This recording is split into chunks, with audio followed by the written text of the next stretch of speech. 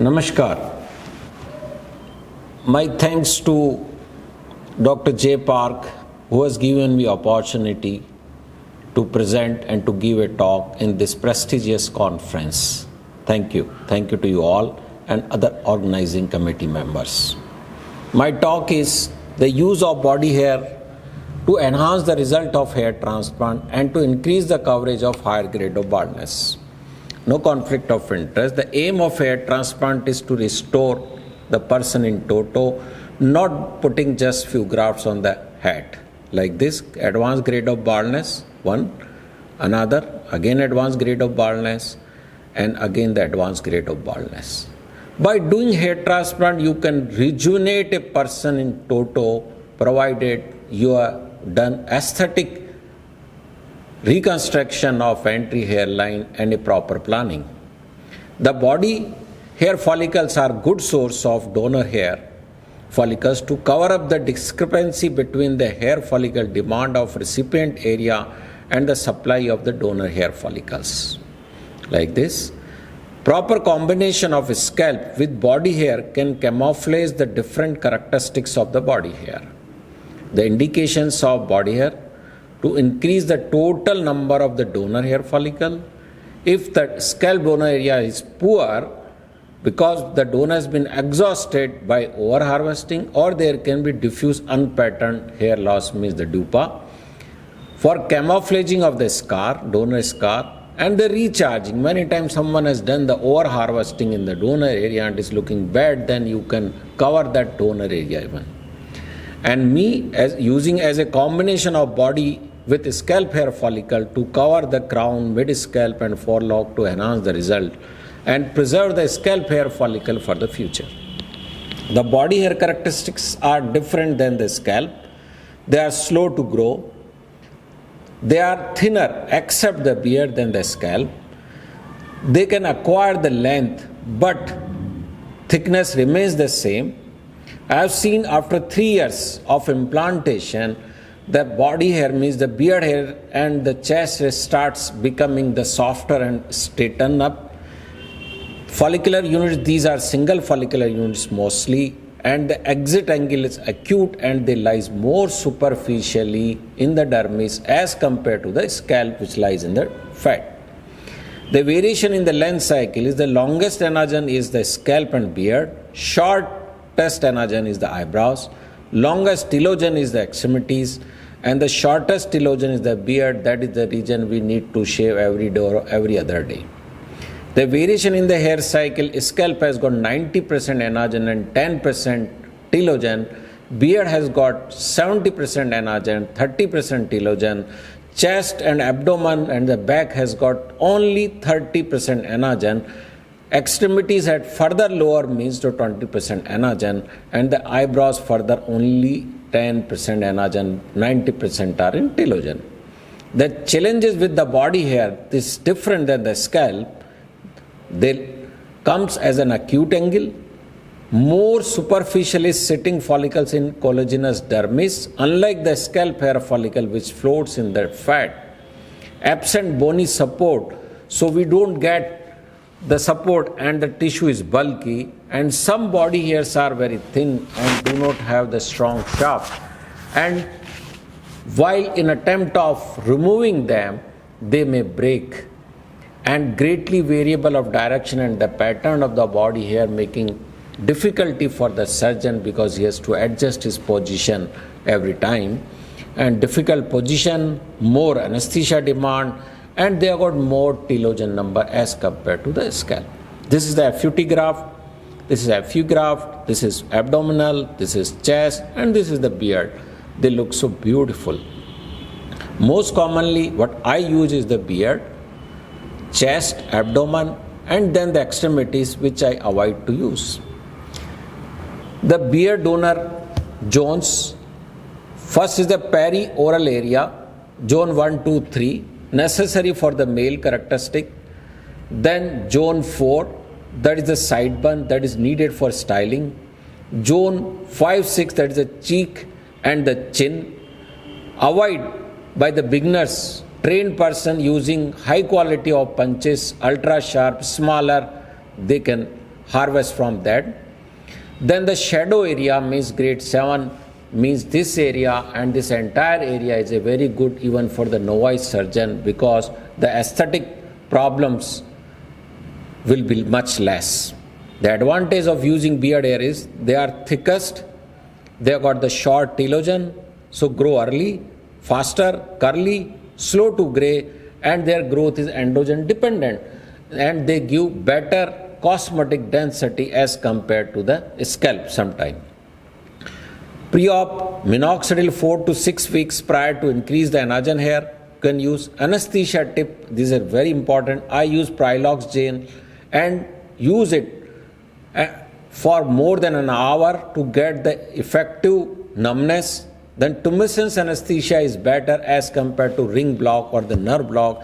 And to reduce pain while infiltrating the anesthesia, you must make all the attempt. Do good counseling, explain him, keep talking, give midazolam, cool down the area, use good quality of vibrator, fine bore needle, and inject slowly, and every time you check that you are not injecting in vessels. This is the how we give. First define the area. As you can see, I have taken from only the shadow area. Then Prilox gel I apply. Keep it for more than an hour. Give midazolam as well. Cool down the area. I use Ropivacaine, which is sensory block. Then the ring, and also give the tumescence anesthesia and also the mental nerve block. Important that the monitoring should be continued during the infiltration. This is a mandatory and we keep it. Chest, external region don't harvest because there are high chances of development of the keloid. And to exclude telogen hair, we need to shave them. Beard 3 days prior, chest and other body part 10 days prior, and the length of hair on the day of surgery means on the day of harvesting, they should be 2 mm. And if the hairs are grey, dye them on the same day, but clean the area properly, rinse properly so that the extra dye is removed from the skin. The positions are variable. I have designed this position. I have been using different position for different patients' problem. Purpose is that neck should be in extension and you should have opened cervicomental angle. Then this is another most comfortable position for patient who has got the short neck and those who have got cervical problem. And the surgical pulse are the glide the skin over the mandible, stretch the area of harvesting between your thumb and index finger, and also you can take the help from an assistant and give leverage to your handle by finger so you get the extra stability in order to reduce the transaction. Engage epidermal blush rather than the exit angle, because once the hair enter or comes out, there is a change in the direction outside the skin and inside. So epidermis blush gives you the exact direction in which the hair is going inside or coming out, means both the things. This is our beard harvesting. We are the two surgeons extracting or punching at the same time.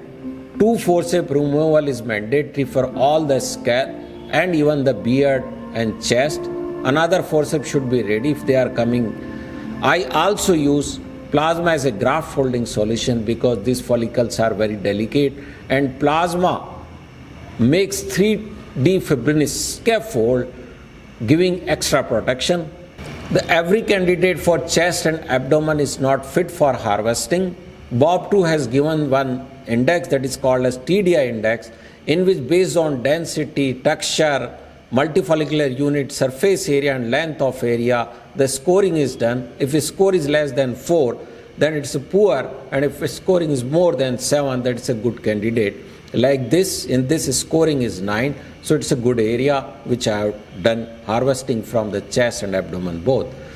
Chest hair follicle harvesting, the tips are, I have given again the different position for this. I make a bedsheet roll. I put this bedsheet roll just below the vertebral column vertically when I am harvesting from the chest. This makes chest more prominent.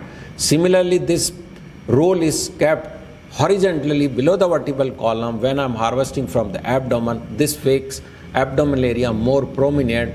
This facilitates your extraction. Glide the skin over the rib when you are harvesting. Use smaller punch, but I use 0.8 to 0.9 mm for abdomen and the chest, ultra sharp. I want bigger punches, the reason being I want more perifollicular tissue, and I have noticed there is no problem the scar if you are using 0.8 and even the 0.9 mm. Complications, no surgery is free from complication. Be careful about total amount of anesthesia, ingrown hair and the cyst, hypo and hyperpigmentation, and temporary facial paresis. This is the combination grafting. I have devised this technique and it has been published. You can go and read, in which the scalp and body hair follicles are combined during the implantation. On an average, 30% of body hair follicles are used in combination with 70% body scalp hair follicles. If more than 3,000 hair follicles, if we are harvesting, we implant them or we do 2 days. And if body hair follicles are harvesting in 1 day, then do not extract hair follicle from 2 regions. Like if I want to harvest for beard, scalp and the chest, do it for the 2 days. 1 day you do harvesting from the scalp and beard, and 1 day you do the chest. And for chest, I advise always do isolated extraction, because chest area is bigger and you might need more anesthetic dose.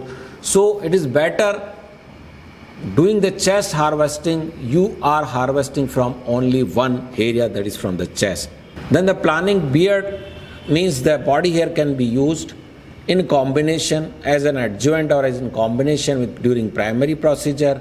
As an adjuvant means the person has already undergone hair transplant and he needs more number of hair follicle because of the low density, poor coverage, and scalp show is more, and scalp donor hair is not sufficient. In that you can use the body hair follicle. This is the most common.